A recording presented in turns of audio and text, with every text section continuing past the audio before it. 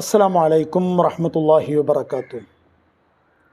എല്ലാ പഴുതും സൂക്ഷ്മമായി അടച്ച സൈനിക വിന്യാസമായിരുന്നു മഹാനായ നബി സല്ലല്ലാഹു അലൈഹി വസല്ലമ തങ്ങളുടേത് എന്ന് നാം പറയുകയുണ്ടായി.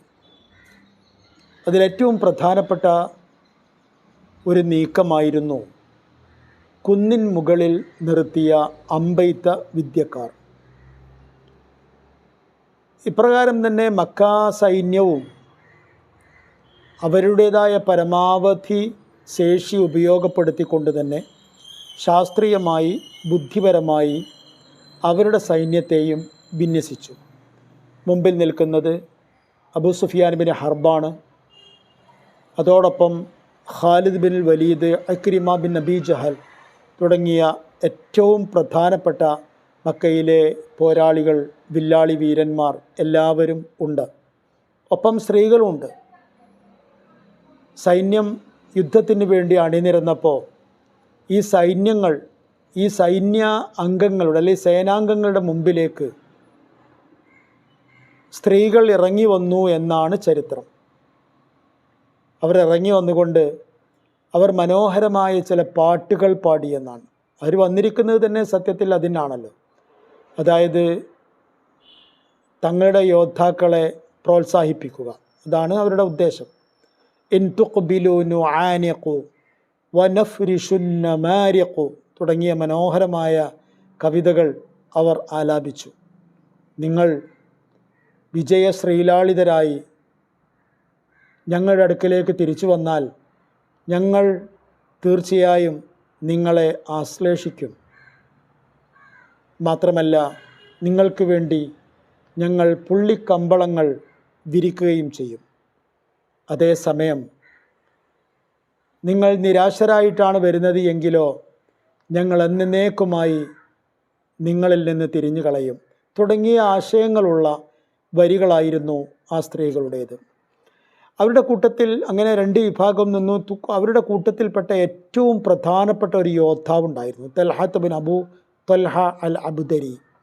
അദ്ദേഹമായിരുന്നു സത്യത്തിൽ തുടക്കം കുറിച്ചത്, പോരാട്ടത്തിൻ്റെ തുടക്കം കുറിച്ചത് അദ്ദേഹമായിരുന്നു. അദ്ദേഹം സത്യത്തിൽ ആ സേനയിലെ ഏറ്റവും ശക്തനായ ഒരു പോരാളി തന്നെയായിരുന്നു. പക്ഷേ തൽഹത്ത് ബിനു ഉബൈദുള്ള, തൽഹത്ത് ബിനു അബൂ തൽഹ അൽ അബ്ദരി വീറോടെ വാശിയോടെ പോർ വിളിച്ചുകൊണ്ട് രംഗത്തേക്ക് ചാടിയതും അതിന് കൃത്യമായ മറുപടിയായി സുബൈർ ബിൻ അവ്വാം റളിയല്ലാഹു അൻഹു മുന്നോട്ട് ചാടിയതും ഒപ്പമായിരുന്നു. സുബൈറിനെ മറികടക്കുവാൻ തൽഹ ബിൻ അബൂ തൽഹക്ക് കഴിഞ്ഞില്ല. അത് യുദ്ധത്തിൻ്റെ തുടക്കത്തിൽ തന്നെ, ആദ്യ അനക്കത്തിൽ തന്നെ ശത്രുസേനയ്ക്ക് ഏറ്റ ഒരു വലിയ തിരിച്ചടിയായിരുന്നു. അവരുടെ ഏറ്റവും വലിയ വില്ലാളി വീരൻ, ഏറ്റവും വലിയ യോദ്ധാവ്, സമർത്ഥനായ യോദ്ധാവ് ആദ്യ നിമിഷത്തിൽ തന്നെ, നിമിഷത്തിലൊന്നും പറയാനായിട്ടില്ല, ആദ്യ സെക്കൻഡിൽ തന്നെ നിലംപരിശായി. അതവർക്ക് അചിന്തനീയമായിരുന്നു. ആ രംഗം കണ്ടപ്പോൾ മുസ്ലിമീങ്ങളും മഹാനായ നബി സല്ലല്ലാഹു അലൈഹി വസല്ലമ തങ്ങളും തക്ബീർ മുഴക്കുകയുണ്ടായി. ആ തക്ബീർ ഓരോ മുസ്ലിം സേനാ അംഗത്തിൻ്റെയും മനസ്സിലെ വലിയ വികാരത്തെ ഊതി കത്തിക്കുകയായിരുന്നു. അത് കഴിഞ്ഞതിന് ശേഷം പിന്നെ പതാക എടുത്തത് ഉസ്മാൻ ബിൻ തൽഹയായിരുന്നു. തൽഹ ബിൻ അബൂ തൽഹയുടെ സഹോദരനാണ് അദ്ദേഹം. നമ്മൾ നേരത്തെ മനസ്സിലാക്കിയിട്ടുണ്ട്. ബനു അബ്ദുദ്ദാർ കുടുംബമാണ് പതാക ഏന്തി മുന്നോട്ട് സേനയെ നയിക്കുക. അവരിലെ ഒന്നാമത്തെ ആൾ വീണു. പിന്നെ രണ്ടാമത്തെ ആളുടെ അവസരമായിരുന്നു. രണ്ടാമത്തെ ആളാണ് ഉസ്മാൻ ബിൻ തൽഹ. ഹംസ റളിയല്ലാഹു അൻഹു ഞൊടിയിടയിൽ ചാടി വീഴുകയും ഉസ്മാൻ ബിൻ തൽഹയെ വകവരുത്തുകയും ചെയ്തു. അത് കണ്ടതോടുകൂടെ പതാക നിലത്ത് വീഴുന്നതിന് മുമ്പായി അബൂ സഅദ് ബിൻ അബൂ തൽഹ, അവരുടെ മറ്റൊരു സഹോദരൻ, ചാടി വീണു. സഅദ് ബിൻ അബി വഖാസ് റളിയല്ലാഹു അൻഹു അയാളെയും കുറേ സമയം യുദ്ധം നയിക്കാൻ അനുവദിച്ചില്ല.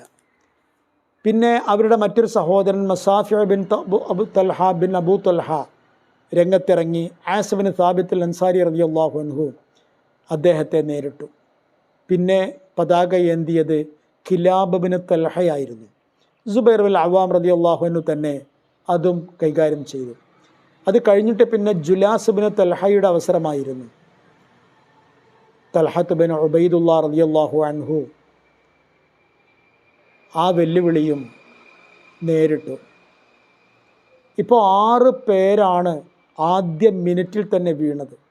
6ഉം ഒരേ കുടുംബത്തിലെ അംഗങ്ങൾ, സഹോദരങ്ങൾ, ബനു അബ്ദുദ്ദാറിലെ മിടുക്കരായ പതാകവാഹകർ. പിന്നെയും വന്നു ഇളം തലമുറക്കാരിൽ പലരും, ഏകദേശം 4ഓളം പേർ.